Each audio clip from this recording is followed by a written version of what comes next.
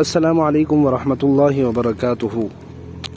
قال اللہ تعالی فولی وجہک شطر المسجد الحرام۔ اس وقت ہم مسجد قبلتین کے سامنے موجود ہیں۔ یہ وہ مسجد ہے کہ جس میں سن 2 ہجری میں آپ صلی اللہ علیہ وسلم اور صحابہ کرام رضوان اللہ تعالی علیہم اجمعین نے نماز کے اندر ہی اپنا قبلہ اور رخ جو ہے وہ تبدیل کیا تھا، کیونکہ اللہ تعالیٰ کا حکم آ گیا تھا۔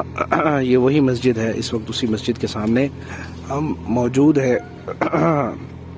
آپ اس کو دیکھ سکتے ہیں، اس کا نظارہ کر سکتے ہیں، اور جب بھی آپ مکہ یا مدینہ کی طرف عمرے یا حج کے سفر پہ آئے تو ضرور یہاں کا وزٹ کریں اور یہاں نوافل ادا کریں۔